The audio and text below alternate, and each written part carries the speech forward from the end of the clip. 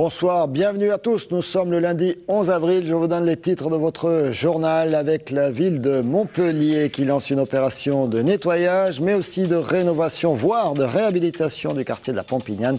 Les riverains étaient impatients. Les infirmiers libéraux sont en grève. La réforme de la biologie leur interdirait de pratiquer certains actes dans leur cabinet.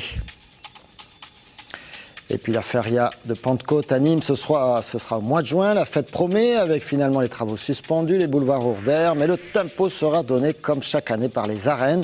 Les cartels ont été dévoilés par Simon Casas jeudi. Et puis nous avons sur ce plateau, on le retrouvera en fin de journal, Hubert Borg du collectif Larzac Sud contre l'exploitation des gaz de schiste. Le comité de quartier le réclamait depuis des mois, voire des années. La Pompignane, c'est la rive gauche du Lez à Montpellier, leur semblait oubliée par les services municipaux. Patrick Vidial, l'adjoint en charge de la démocratie de proximité, a pris son râteau. Ce matin, il a dirigé lui-même des travaux qui ne devraient être qu'une étape. Ghislain Fondevilla et Bastien Amalou. Opération séduction. Ce matin, la mairie de Montpellier est allée à la rencontre des habitants de la Pompignane. Le but, recueillir des avis sur les problèmes du quartier et promouvoir sa rénovation. Donc je crois que la priorité, c'est continuer la ville émergente, mais surtout la ville habitée. Et c'est vrai que le quartier de la Pompignane a subi quelques turbulences dernièrement. On a dû fermer la maison pour tous parce que ça ne nous convenait pas le fonctionnement. On réfléchit sur le centre commercial. Vous savez qu'il y a un centre commercial un peu en difficulté. Vous l'avez visité avec moi ce matin. Et je crois que la puissance publique aussi, faire vivre le quartier, c'est d'abord le commerce, le cadre de vie et l'environnement. Par contre, je voulais dire aux citoyens de la Pompignane, comme tous les autres quartiers, on n'est pas non plus les gens qui sont là pour ramasser ce que jettent les gens par les fenêtres. Donc il va falloir que les Montpelliérains, certains, apprennent le civisme. Il faut savoir qu'aujourd'hui, le nettoyage coûte très cher aux impôts des gens. Votre trottoir arrive. Monsieur Perrin, regardez. C'est la magie dans ce quartier. Cette semaine marque donc le début des travaux de réhabilitation. Le comité de quartier, soutenu par ses résidents, exprimait son mécontentement depuis plusieurs mois. Dans leurs lettres, ils se plaignaient des dégradations ou encore du manque d'entretien. C'est vrai que c'était un quartier qui semblait être un petit peu délaissé. C'est un quartier que moi j'ai connu il y a 27 ans et qui n'était pas du tout celui que nous connaissons ces dernières années. Bien entendu qu'on attend beaucoup puisqu'on a un tel retard que nous attendons beaucoup de la municipalité. Le projet ne se limite pas à la seule action d'aujourd'hui, il s'agit d'un travail à long terme. Espérons pour Patrick Vignal que la situation sera bien avancée d'ici les municipales de 2014. Décidément, les manifestations contre le système et la politique suivie par l'État dans le domaine de la santé se succèdent. Après la mobilisation nationale pour défendre l'hôpital public, après les médecins généralistes, c'est au tour des infirmiers libéraux de protester depuis ce matin jusqu'au 17 avril contre une loi qui prévoit de leur interdire de pratiquer des prélèvements biologiques. On écoute Jean-François Bouscarin de la Fédération nationale des infirmiers. Il est au micro de Louis Monzi. Cette réforme est tout à fait inopérante parce qu'on est les professionnels de proximité et les patients chroniques, les patients âgés et les patients malades tout court ne peuvent plus nous faire appel pour faire leur prise de sang au domicile. On est parti pour une grève illimitée, au moins une semaine en tout cas, et on refuse toutes les prises de sang au domicile, sachant qu'on traite beaucoup de dossiers par jour, donc ça va au moment donné emboliser l'ensemble du système. Réveillez-vous avant 2012, c'est le message d'un collectif de jeunes militants de gauche. Samedi après-midi, ils étaient une vingtaine sur la Comédie pour un flash mob original. Plusieurs types de messages politiques étaient diffusés. Les manifestants ne se réveillaient qu'à l'appel de personnalités de gauche. Une manière de dénoncer l'action du président de la République et ce qu'ils appellent la droitisation de la société avec la montée du Front National. On écoute Jean Barrot, membre de ce collectif, au micro d'Olivier Roiran. Effectivement, une partie de la France est groggy, en tout cas ne dort pas mais est groggy, et que c'est en réaffirmant des valeurs, donc il y a des discours de Malraux, des discours de Jaurès, des discours de Badinter sur la peine de mort, des discours de l'abbé Pierre sur les logements en 53 devant les députés, qui sont des grands moments de combat où la gauche porter des combats. Et on pense que c'est ces combats-là qui doivent renaître, avec d'autres formes plus actualisées, mais et qui peuvent faire que les gens se remettent debout et se remettent à espérer dans l'avenir. Parce que l'espèce de morosité qui s'est installée en France depuis 10 ans, et le meilleur moyen d'avoir une Marine Le Pen qui fait 30% au premier tour des cantonales, et d'avoir surtout une dégradation générale de la sphère publique et de la manière dont nos concitoyens vivent ensemble dans encore les 5 et 10 prochaines années qui viennent.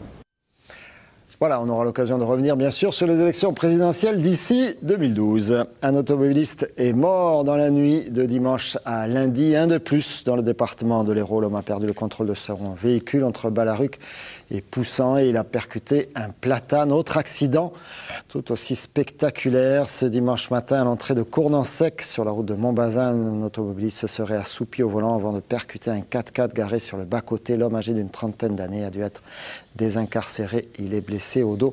Des images d'Olivier Roiron. 22 mai prochain, le domaine d'eau va prendre des accents arabisants avec la 6e édition des Arabesques.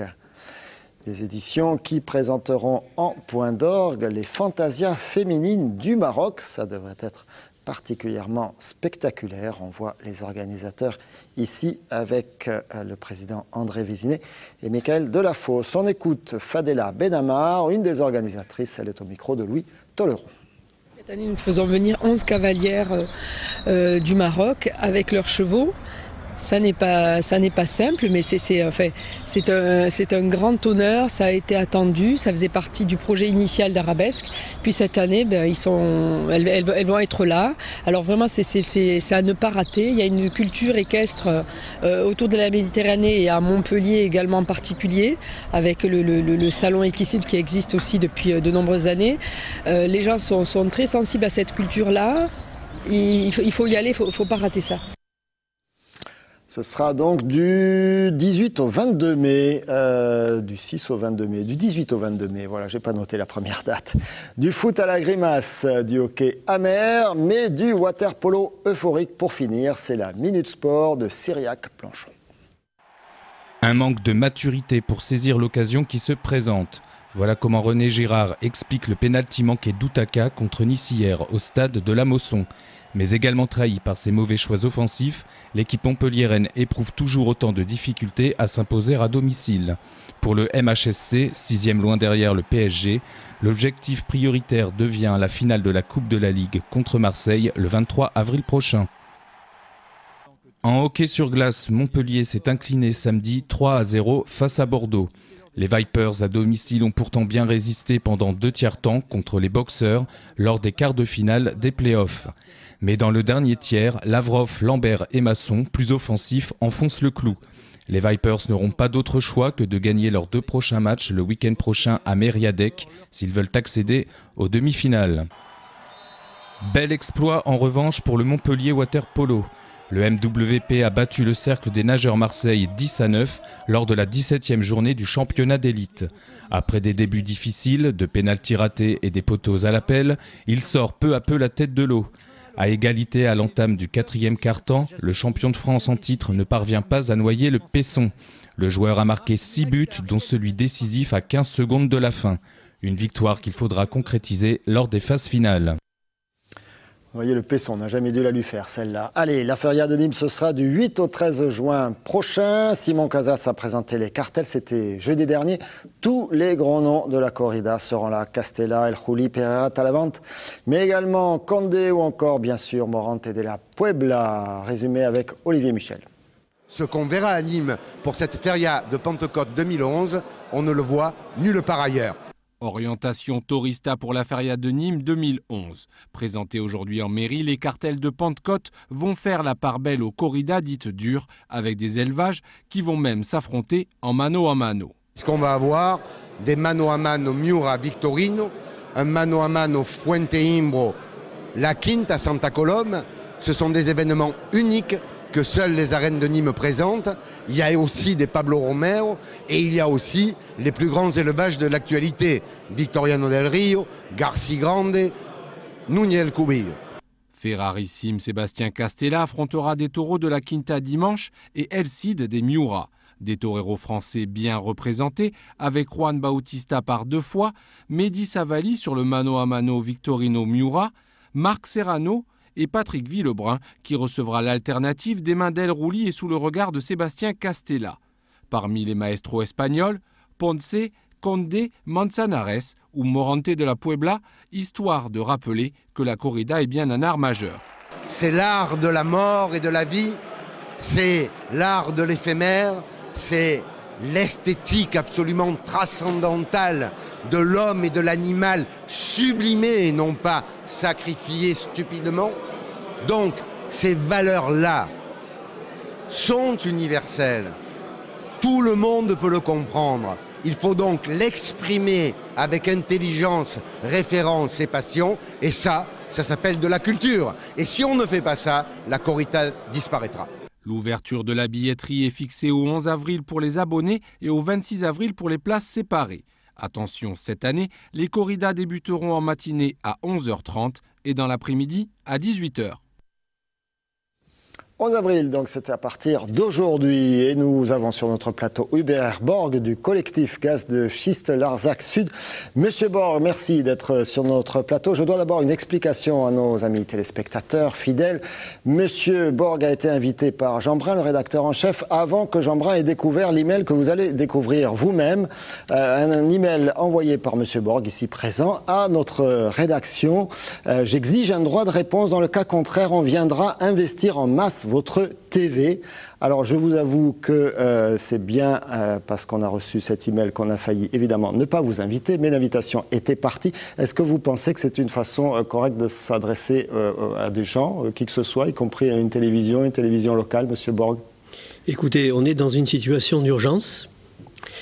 Et donc l'urgence prime tout, la fin justifie les moyens, y compris la menace. Il n'y a pas de menace, monsieur. Il y a juste une masse.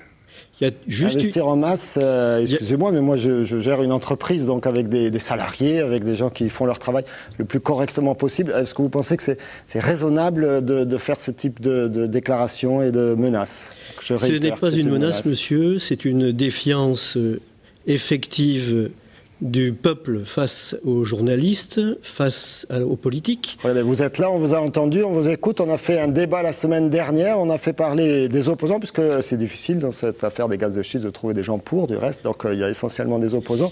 Et ça ne vous a pas plu qu'on fasse parler des opposants au gaz de schiste? Écoutez, vous avez fait parler une toute petite parcelle. Ce ne sont pas des opposants, c'était des politiques. Monsieur Duprat... Non, pas que. Monsieur Gléné, c'est un docteur, il n'est pas politique. Non, mais Monsieur Duprat... Et nous avions sur le plateau également un spécialiste qui n'est pas plus politique que Monsieur Gléné. Absolument, mais Monsieur Duprat n'est pas venu dans le gaz de schiste pour faire main basse sur l'héritage. Vous avez un problème avec nous, avec la télévision locale, vous avez aussi un problème avec ce monsieur Duprat qui, je le rappelle, fait partie de... Je vous rappelle que les collectifs de gaz de schiste sont des collectifs citoyens, monsieur.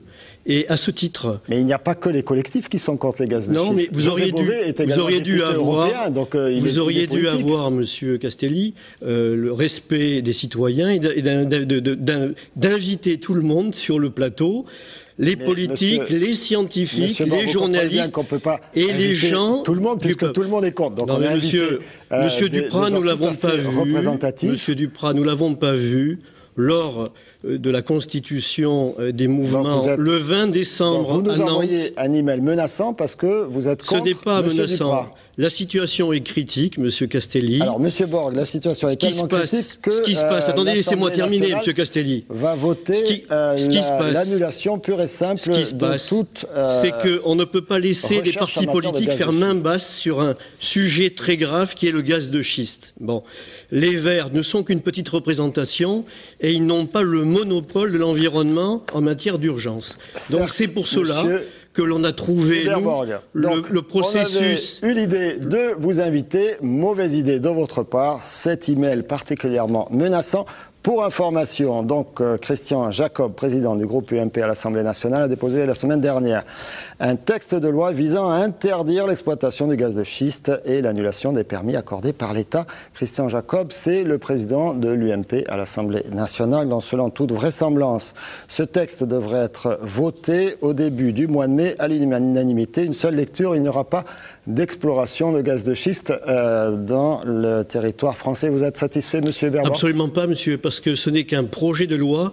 Tant que la loi n'est pas édité sur le journal officiel. Vous serez inquiet. Eh bien, très inquiet, et j'invite monsieur, s'il vous plaît, il va y avoir une très grosse manifestation dimanche sur le Larzac, et on invite tous les participants et tous les gens. J'aurais voulu qu'on parle un petit peu du processus, ça y est, vous l'avez fait. Mais non, mais davantage que les habitants de Montpellier sont menacés par les gaz de schiste, par la contamination de l'eau de la source du Lez. Différemment. Voilà, merci monsieur Borg, vous avez eu la parole. Très bonne soirée à tous, merci de votre fidélité à TV Sud. Bonsoir.